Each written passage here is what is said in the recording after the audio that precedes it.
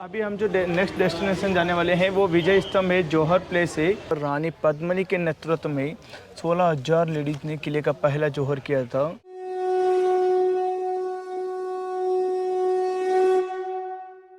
ये भी कोई ना कोई महत्वपूर्ण हिस्ट्री लिखा हुआ है यहाँ पर, क्योंकि जो लैंग्वेज था पहले देवनागरी लिपि हिंदी और संस्कृत तीनों को मिक्स करके लिखा हुआ है यहाँ पर।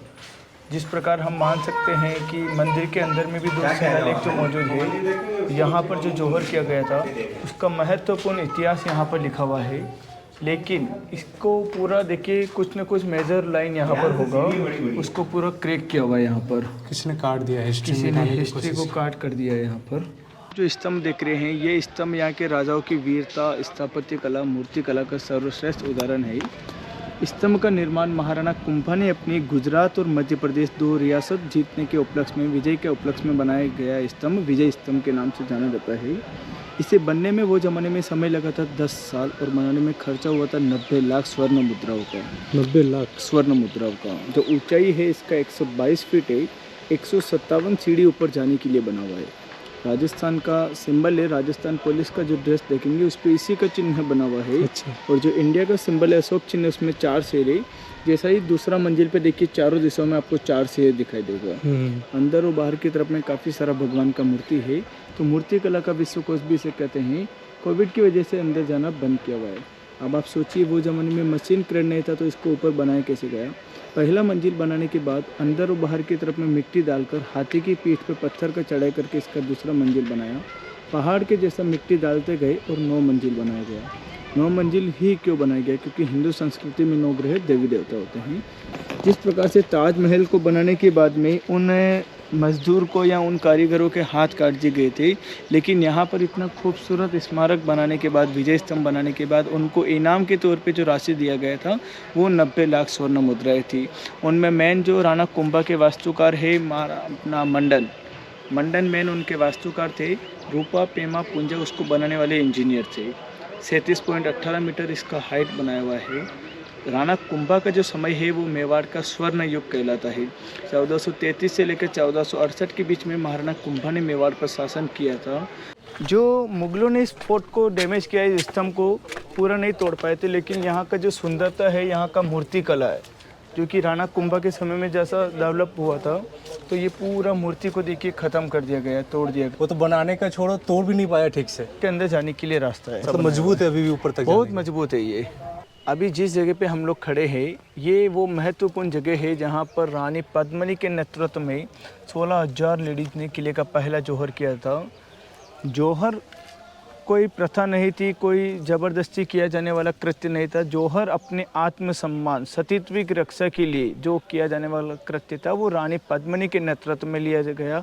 जौहर इस वीर भूमि पर जो किया था वो 16,000 छत्रानियों के साथ में रानी पद्मिनी ने जौहर किया था। जौहर का कोई प्रथा नहीं था, ना ही किसी ने फोर्स किया था। ये इतिहास में याद रहे कि मुगलों के जिस प्रकार से अत्याचार रहे थे उस ज़माने में, तो 16,000 छत्रानियों के साथ में रानी पद्मिनी ने इसी एरिया में पहले जौहर किया था। बहुत बड़ा खड्डा था यहाँ पर, 30 से 40 फीट गहरा। दूसरा जौहर किया था राजमाता कर्णावती ने, जब बहादुर शाह जफर ने हमला किया था। तो 13,000 छत्रानियों के साथ में राजमाता कर्णावती, जो राणा प्रताप की दादी थी, उन्होंने जौहर किया था। राणा प्रताप की दादी थी। और तीसरा जौहर किया था 1567 में। वो टाइम पे हमला हुआ था अकबर का। जो मैंने आपको रास्ते में कल्लाजी राठौड़ के बारे में बताया था, उस समय जयपुर के राजा आए थे मान सिंह यहाँ पर।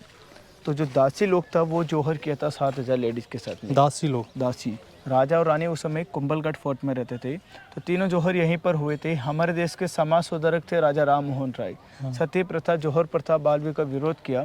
जो खड्डा था बंद कर दिया। बीच में एक हवन कुंड है यहाँ पर। इस हवन कुंड में आज भी होली के 11 दिन बाद चैत्र मास का एकादशी आता है। बहुत पूरे देश भर से राजपूत यहाँ पर आते हैं, उनको श्रद्धांजलि अर्पित किया जाता है। जौहर श्रद्धांजलि समारोह आयोजित होता है। अच्छा, हम होली के 11 दिन बाद चैत्र मास का एकादशी आता है, मार्च महीने में हर साल। आर्कोलॉजिकल सर्वे ऑफ इंडिया ने जब इस किले को अपने अंडर में लिया था, तो उन्होंने यहाँ पर खुदाई करवाया, तो उनको यहाँ पर लेडीज ऑर्नामेंट्स मिला। इस बात से प्रूफ होता है यहीं जौहर किया था। तो ये साइन बोर्ड लगाया हुआ जौहर स्थल। ये गेट को बोलते हैं नॉर्थ जौहर गेट, उत्तरी जौहर द्वार। जो हमने किले का सबसे बड़ा महल देखा था, कुंभा महल, सबसे पहले में, उसी महल से ये सीधा आने का लिए रास्ता है राज परिवार के लिए। यहाँ से लेके वहाँ तक वो महल पूरा कवर्ड बना हुआ था। वो ये है पूर्वी जौहर द्वार। जो सामने की तरफ में मंदिर देख रहे हैं ये किले का प्रसिद्ध मंदिर कहलाता है। अभी हम जो मंदिर देख कर आए थे वो मंदिर था किले का बड़ा मंदिर। ये मंदिर 11वीं शताब्दी में बाप्पा रावल ने तो बड़ा मंदिर बनाया था। ये बनवाया था परमार शासक राजा भोज ने 11वीं शताब्दी में। कहीं पर भी आपने शिव मंदिर देखा होगा तो शिवलिंग देखा होगा, यहाँ पर आपको शिवलिंग नहीं मिलेगा। यहाँ पर आपको मूर्ति मिलेगा। एक ही पत्थर में 9 फीट की ऊंचाई में 3 मूर्ति बना हुआ है। ब्रह्मा विष्णु महेश जन्म मोकल ने इसे रिपेयर किया था, तो मंदिर को मोकल जी के मंदिर के नाम से भी जाना जाता है। शिव के समर्पित इस मंदिर का निर्माण परमार शासक भोज द्वारा 11वीं सदी के मध्य में किया गया।